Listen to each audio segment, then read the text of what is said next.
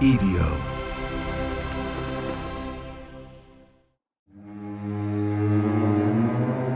There are places in this country where the night doesn't feel like an absence of light, but a presence in its own right.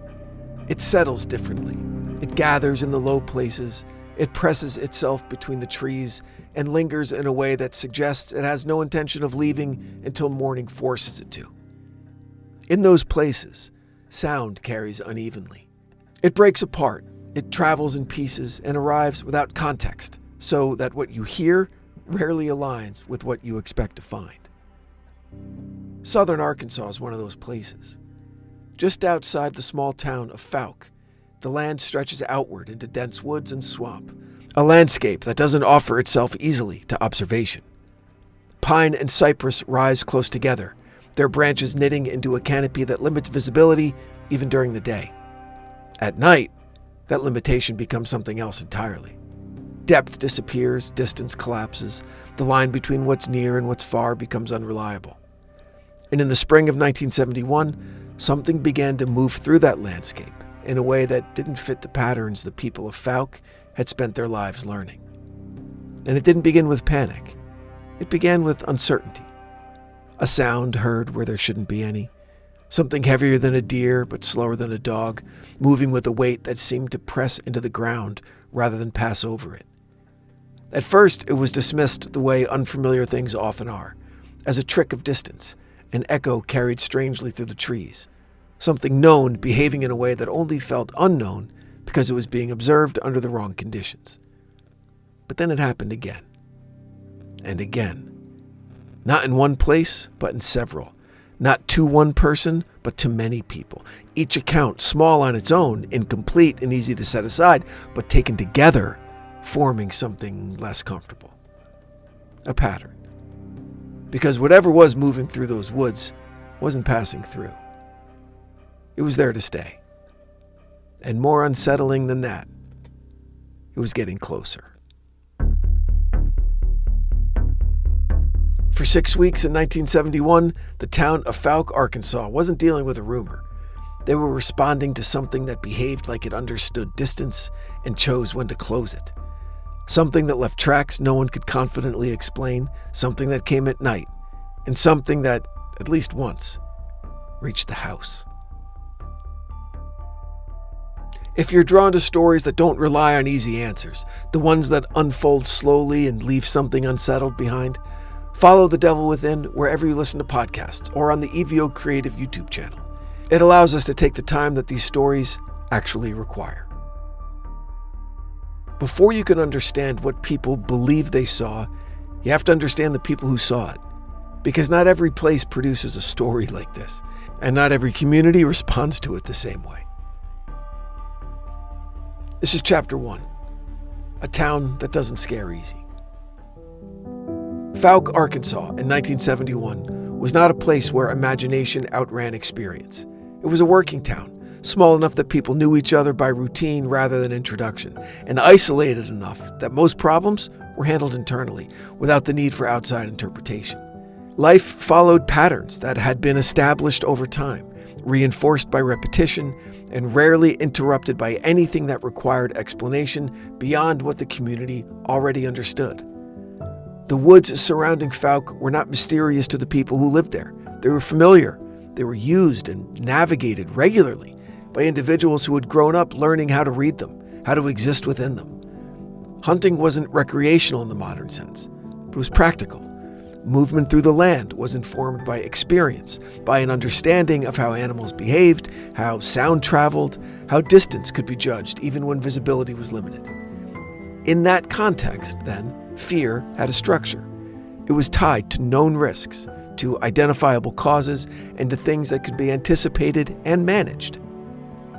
When something moved in the woods, it could usually be categorized.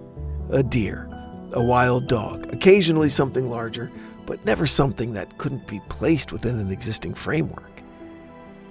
Which is why the first reports didn't spread that quickly, because they were uncertain. A sound that didn't resolve into anything familiar. A shape glimpsed at a distance that didn't hold long enough to be clearly defined. A a sense, more than an observation, a sense that something was present in a way that didn't align with normal expectation. Those accounts moved quietly, shared between neighbors, mentioned in passing, often followed by an attempt to dismiss them before they could take on more weight than they deserved. No one wanted to be the first to claim something that they couldn't explain, not in a place where credibility was built on practicality rather than speculation. But what began as isolated moments didn't remain isolated. They began to overlap. One person's uncertainty became another person's confirmation, not because the details matched perfectly, but because they aligned in ways that suggested something consistent beneath them. The descriptions varied, but the structure didn't. Something large, something heavy, something moving in a way that didn't match the behavior of any animals that the people of Fouke were accustomed to encountering. And most importantly, something that didn't keep its distance. The shift from sound to sight happened gradually, but when it didn't provide clarity. It provided proximity. The figure, when seen, wasn't fully revealed. It appeared briefly, often at the edge of visibility where distance and obstruction made it difficult to determine scale or detail with any level of certainty. But in that partial view, something stood out. Posture and movement. The sense that whatever was being observed wasn't moving through the environment in the same way that other animals did. It wasn't darting or scattering. It wasn't reacting in the quick, unpredictable bursts that define most wildlife behavior. No, it moved with a kind of deliberation, a steadiness that suggested awareness rather than instinct. And then it would be gone. Back into the trees, back into the space where observation breaks down and assumption begins. Now, at this point, the story could still have ended. It could have remained a series of incomplete observations, eventually, fading into the background as something half remembered and never fully resolved. But that outcome depends on one condition: distance. And in Fouke, distance didn't hold. There's a point in every story like this where uncertainty gives way to contact. Now, up to that moment, everything could be explained away. Sound can be misheard, movement can be misjudged, distance can distort what is otherwise familiar into something that feels unfamiliar only because it's been observed under the wrong conditions. But that only works until something gets close enough that distance is no longer part of the equation. This is chapter 2 of our story, the night it reached the house. We need the tonic of wilderness. We can never have enough of nature. Again, that's Thoreau, that great New England sage. So on the night of May 2nd, 1971, Bobby Ford was at home with his family on the outskirts of Fouke when something approached his property in a way that could no longer be interpreted as distant or uncertain. The evening had followed the same pattern as most others: routine, uneventful, defined more by repetition than variation. The kind of night that doesn't stand out until something interrupts it. What Ford heard first didn't immediately register as a threat. It was movement, yes, but not the scattered, irregular motion that usually characterizes animals moving through brush. It had a weight to it, a kind of deliberate pressure that suggested something larger than anything that would normally come that close to a house without any hesitation. And the sound didn't pass by. It lingered.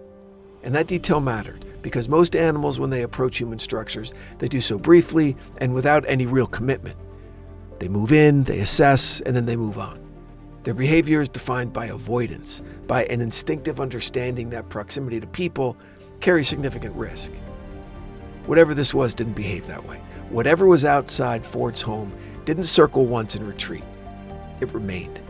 It moved along the perimeter in a way that suggested orientation, not confusion, as though it were aware of the structure it was approaching and was choosing how to move around it. When Ford went to look, what he described didn't resolve into anything that he could immediately identify. A large figure, upright, partially obscured by the limitations of light and distance, but visible enough to establish scale. Too large to dismiss, too close to ignore. At that point, the situation shifted from observation to confrontation. Ford armed himself and stepped outside. Now, this is the moment where the story narrows, where everything that happens occurs within a span of seconds, but carries consequences that extend far beyond it. There's no time for analysis, no opportunity to consider alternatives. The decision to engage had already been made the moment he crossed the threshold of the house. What he encountered in that space between the house and the tree line was not something that behaved like an animal reacting to sudden exposure. The figure didn't bolt, it didn't scatter. It didn't display the immediate, chaotic movement that defines most wildlife when confronted at close range by a human presence. It moved, but it moved with control. Ford later described the creature as being covered in hair, its shape broad and defined more by mass than by detail. The light was insufficient to provide clarity, but the outline, that was more than enough. Enough to establish that what he was seeing didn't fit within the categories he was accustomed to applying to the world around him. And then something happened that would define the entire encounter. The creature reached. Not in defense, not in retreat, but forward. An extension of its arm in a motion that suggested intent, not reaction. It closed distance, not entirely, but enough to eliminate any remaining sense that this was an accidental encounter. This was not two entities crossing paths unexpectedly. This was contact. Ford fired, the sound of the shot broke whatever moment had been forming, and the creature withdrew, turning and moving back toward the tree line with a speed that didn't resemble panic as much as a decision. It disappeared into the woods in a matter of seconds, leaving behind no clear resolution, only the aftermath of something that had come close enough to confirm its own presence.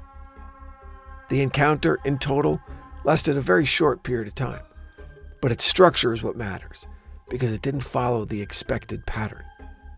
An animal, startled at close range, reacts with immediacy and unpredictability.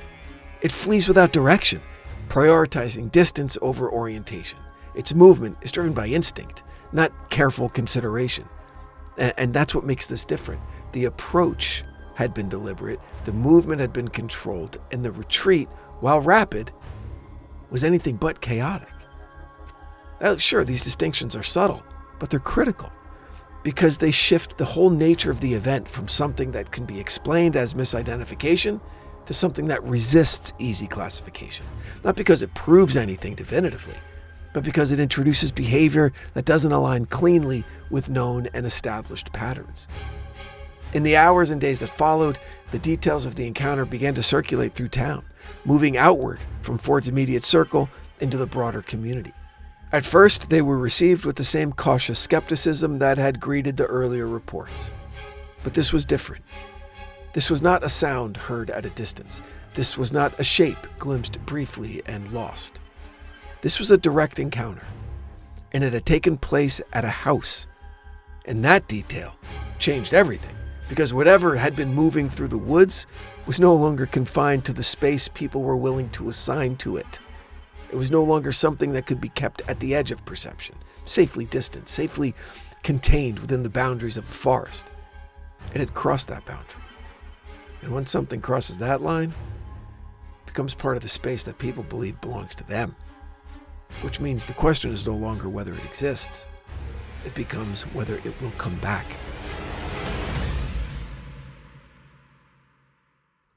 An isolated encounter can be explained, even a close one. People will question it, reinterpret it, file it away as something unusual, but ultimately contained.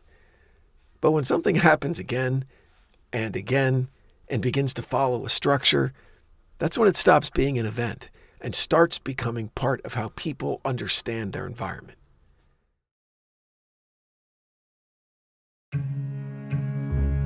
This is Chapter 3, When Fear Becomes a Pattern.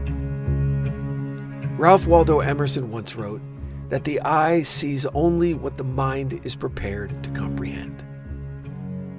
In the days following Bobby Ford's encounter, Fouke did not return to normal. It adjusted. At first, the adjustment was subtle. Conversations changed tone. What had previously been mentioned cautiously, almost apologetically, began to carry a different weight. People who had hesitated to speak about what they had heard or seen now found that their experiences no longer existed in isolation. there was a reference point, something specific enough to organize around. And once a community has a reference point, everything begins to align with it. Sightings increased, but more importantly, they began to resemble one another in structure rather than detail. The descriptions were never identical, and that inconsistency is often used as a reason to dismiss them. But consistency doesn't require precision, it requires pattern. And the pattern in Fouke was clear. The creature was seen at night, it remained at the edge of visibility, it moved with deliberation, and it did not engage directly beyond a certain point. People described hearing movement around their homes, not passing by, but circling. Heavy steps that didn't rush, didn't scatter, but maintained a presence long enough to be recognized as something intentional. In some cases, the sound would stop entirely, creating a silence that felt less like absence and more like observation. That silence became as significant as the movement, because it suggested something that didn't rely on constant motion, something that could remain still, that could occupy space without announcing itself. And once that possibility takes hold, the perception of the environment begins to change. The woods are no longer just a background, they become a boundary. Tracks were reported, and in some cases, documented. Large impressions in the ground that didn't match the known patterns of local wildlife.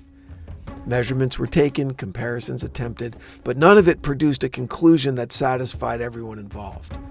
The tracks existed, sure, but what they represented remained uncertain. Law enforcement entered the situation not as investigators of the unknown, but as responders to a series of disturbances that had become too frequent to ignore. Officers followed up on reports, examined physical evidence, and attempted to apply familiar explanations to what was being described. But familiarity has limits, because the behavior being reported didn't align clearly with the behavior of known animals in the area. There were no signs of typical predation. Livestock disturbances, when reported, didn't follow expected patterns. The movement described by witnesses suggested something that wasn't driven purely by food or territory. It suggested something that was present, and presence is more difficult to explain than action. As the reports continued, the response within the community began to shift from curiosity to caution. This wasn't panic in the dramatic sense. There was no mass evacuations, no organized attempts to flee the area. Fouke didn't collapse under the weight of fear. Again, it adapted. Doors were secured earlier in the evening. Lights were left on longer than usual. Movement outside after dark became more deliberate, more aware, more focused on what might be just beyond the visible range. People began to listen differently. This is one of the more subtle effects of sustained uncertainty. It alters perception, not by introducing something new, but by reinterpreting what's already there. Sounds that would previously have been dismissed became rather significant. Gaps in sound, the absence of expected noise, took on new meaning. The environment doesn't change. The relationship to the environment changes. And once that relationship shifts, it becomes self-reinforcing. Each new report adds weight to the previous ones. Each unexplained sound confirms the possibility that something's still out there, still moving, still operating within a pattern that has not yet been fully understood. And at this point, the question is no longer whether the initial encounter occurred. It becomes whether it was part of something larger. Because patterns suggest continuity, and continuity suggests duration. For Fouke, that duration extended long enough to alter behavior, to create a shared understanding that something existed within the environment that could not be easily categorized or dismissed. And that is where the real transformation occurs. Not in the sighting itself, but in what follows. Because once a community begins to expect something, it doesn't need to see it clearly to believe it's there. A single encounter creates a story. A pattern, that creates a condition. In Fouke, that condition settled in quietly, without spectacle, without resolution, and without a clear endpoint. The woods had always been there. But now they met something different. Because what happens when a community doesn't just report something, but decides to actually go looking for it? That's next time on The Devil Within. The Devil Within is an EVO production recorded live at Bel Air Studios in Los Angeles, California. For The Devil Within, I'm your writer and host, Brandon Morgan.